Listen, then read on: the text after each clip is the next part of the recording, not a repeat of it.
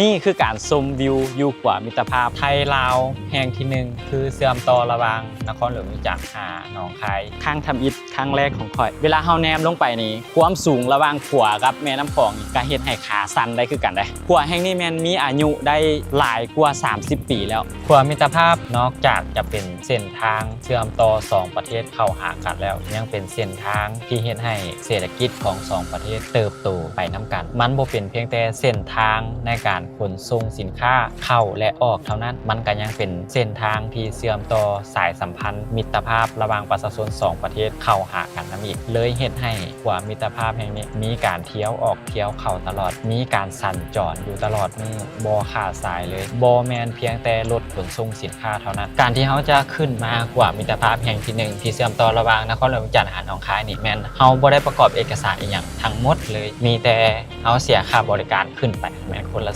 10,000 แล้วก็จบบ่ได้ประกอบเอกสารอย่างเลยเฮาก็สามารถย่างขึ้นมาชมวิวแบบนี้ได้ค่อยมาเนี่ยก็บ่ได้ประกอบเอกสารอีหยังทั้งนั้นมีแต่จ่ายค่าบริการขึ้นมานี่แม่น 10,000 เพื่อมาชมวิวอยู่กลางแม่น้ำคลองแบบนี้วิวเทิงขวามิตรภาพนี่แม่นคนจะบ่ค่อยมาหลายคนอาจจะบ่ฮู้ว่าเฮาสามารถขึ้นมาได้มันบ่ได้แม่นสถานที่ท่องเที่ยวที่สวยงามมันบ่ได้แม่นสถานที่ที่มีชื่อเสียงและมันก็บ่มีบ่อนถ่ายรูปที่สวยๆงามๆมีเพียงแต่วิว2ข้างฝั่งของแม่น้ำคลองที่เฮาจะสังเกตเห็นเรือนศาลบ้านซองของประชาชนทั้ง2ประเทศมีเพียงแต่เท่านั้นก็เลยเฮ็ดให้คนบ่ค่อยนิยมมาปานใดแต่สำหรับข่อยว่าสถานที่แห่งนี้ก็เหมาะกับการชมวิวแม่น้ำคลองได้ดีเลยแต่ในใบนี้มีข่าวมาว่าเพิ่นสิสร้างขวามิตรภาพที่เชื่อมต่อระหว่างนครหลวงวิจักรหาหนองคายนี่เป็นขวาแห่งที่2ตอนนี้ข่อยอยู่กลางขวามิตรภาพไทยลาวเลยอยู่ทางหลังข่อยนี่จะเป็นเส้นทางที่รถแล่นไปแล่นมาเลยแล้วก็อยู่ฝั่งนี้ตัวนี้จะเป็นป้ายที่ห้ามผ่านเฮาสามารถย่างขึ้นมาได้ฮอดเพียงแต่จุดนี้มาเห็นป้ายตัวนี้แล้วแสดงว่าเฮาบ่สามารถย่างต่อไปได้มาฮอดนี่แม่นถือว่าเฮาอยู่กลางของแม่น้ำคลองแล้วได้เฮาสามารถชมวิวได้เต็มตาเลยแม่น้ำคลองนี่เฮาเลี้ยวไปทางนี้เฮาก็สิเห็นแม่น้ำคลองแบบสุดลูกหูลูกตาเลยแล้วก็ฝั่งนี้ครับเวลาเฮาเลี้ยวไปเฮาก็สิได้เห็นแม่น้ำคลองสุดลูกหูลูกตาคือกันแล้วก็สิได้เห็นเฮือนซานบ้านซองของประชาชนทั้ง2ประเทศเลยฝั่งนี้ก็สิเป็นฝั่งไทยฝั่งนี้ก็สิเป็นฝั่งลาวในขณะที่ค่อยยืนอยู่นี่นะก็สิมีรถแล่นไปแล่นมาตลอดเวลาเลยแล้วก็ค่อยรู้สึกถึง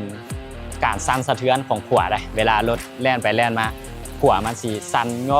วบหน่อยนึงการมาชมวิวอยู่นี่มันก็เป็นอย่างที่แปลกหูแปลกตาดีได้มันเป็นภาพที่บ่เคยเห็นมาก่อนแล้วก็บ่เคยสัมผัสมาก่อนรู้สึกว่ามันบ่ค่อยคุ้นชินบ่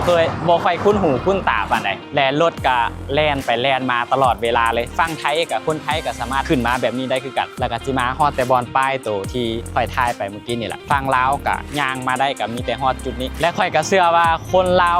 90% บ่ฮู้ว่า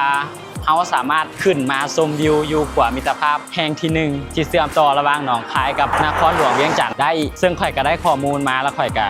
ลองมาขึ้นเบิ่งปรากฏว่าเขาสามารถขึ้นมาได้โดยที่บ่ได้เฮ็ดเอกสารโดยที่บ่ได้เฮ็ดหนังสืออีหยังจักอย่างเลย